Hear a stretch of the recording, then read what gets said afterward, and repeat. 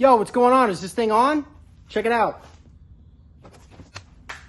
What I'm going to be doing is talking about Deco Paste over the Plus micro cement system. The Plus system is a powder. So when you put this system on, you have to let it dry 100% till the next day. Now, if you find that when you're putting your Deco Paste over the Plus system, it's drying too fast, then you can do the primer in between the layers, which we would highly advise you to do. But a lot of what I do is I like to have that suction from this layer so that I can put my consecutive layers on sooner. If you have sanded the Plus system, then you've created dust, which means you have to use the primer because now you've created a bond inhibitor. So what I have here is a Plus Medio over a sanded primer. You can see I've got some defects in it. Things like this could potentially show through into your final finish, okay? But for continuity, I'm just gonna leave it. I'm not gonna sand it, I'm just gonna leave it in there. So watch as I go along the process of installing the Deco Paste system over top of the Plus system. So what did I just do? Did I sand it? No, I scraped it. Difference, I'm not creating a dust. I'm scraping down all the high spots, which is exactly something that you can do. You can do that without having to put that primer on that I just told you in the last scene. You will notice that when you're using stainless steel tools, because this is dry, it will carbon mark. But if you catch the timing of this property properly, it will not do that. So now that we've got this at this stage, I'm gonna do a little bit of this cleanup here, and then I'm going to get ready to do my first coat of the Deco Paste base, which then in turn, I'm going to put my Deco Paste Extra Fino over top of. Okay, I'd like to take a minute to talk for our sponsors. Oh wait, just kidding. There are no sponsors. We are the sponsor. But what I am gonna talk about is our color system. We're using our specific colors for this. This is Sea Pearl for the first coat that we're gonna be using. This is a part of the Microestil Cadoro North American color chart. This will be our first layer that will go over this, and then we will put our Extra Fino Deco Paste over that. By using two different colors, you'll get that slight variance in color. It's super, super cool.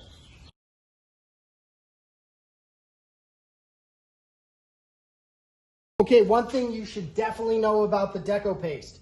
It sticks to everything. It is crazy. When it dries on your tools, it is very difficult to get off. So make sure you're cleaning your tools frequently, especially your hawk, because look, it's not even been on there that long and it's still starting to dry at the edges.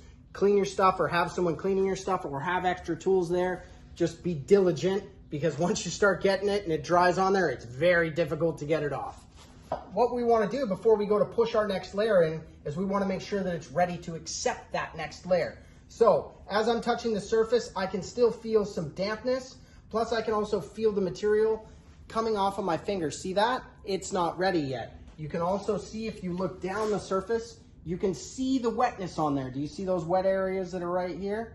Okay, they're not ready. See these areas where I left this texture? That will show through as interest in the finish. If you don't want that and you want it super smooth, then just pull it super tight and super, super smooth.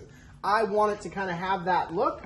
I want it to kind of look like this finish here. You can kind of see it on here. If you don't want those bits of texture, then you just got to pull the product tighter. This part right here is kind of like that bump I showed you in the very beginning. That is coming from all the way underneath. So if you don't make everything perfectly flat, then you could get telegraphs of these dark trails coming through. Those are carbon marks. Those are coming from your tools. But sometimes people want that look in there. Preferably I don't. But as you saw, I did not sand it. All I did was a light scrape to the surface. So in about 5 minutes, I'll be ready to push in my next layer on this. See, now what was I telling you about the tools? I left this sitting out, and look at this. It's only been on here for a few minutes, and look at how hard it is to get it off this trowel.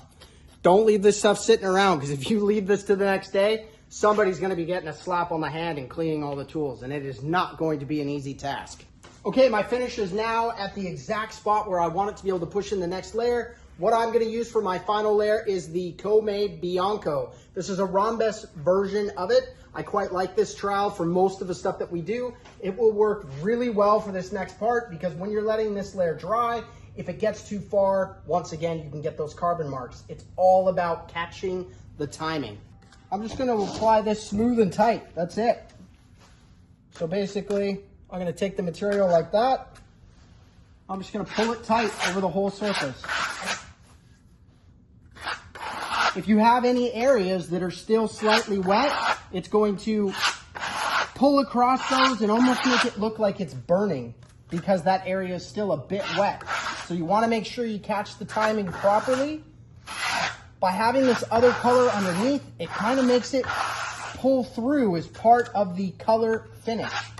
It's very faint and subtle, but it definitely does it. So if you can imagine you put a darker color underneath, then that color would show through. A lot of cool stuff you can do.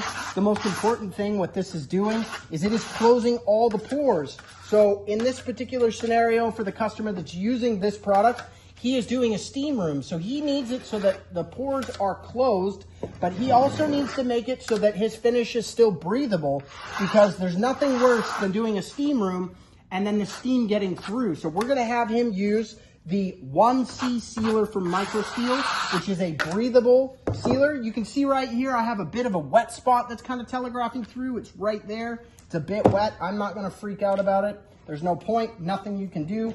Just kind of roll with your finish. If you're working on a floor, might mean you need to do a second coat.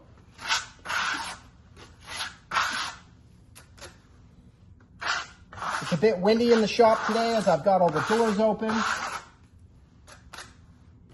But you can see I'm not freaking out while I'm putting this on. I'm just rolling through the process. Now I can come back to that spot that was down there, pull another piece. You can still see it's kind of doing its thing down there. That's why I was saying catching the timing is essential. I'm keeping a really low angle. You can kind of see that now it's wanting to carbon mark a little bit. Even though I'm using the Bianco trowel, you gotta catch the timing. Don't fiddle with it too much, especially when you're doing a really light color like this.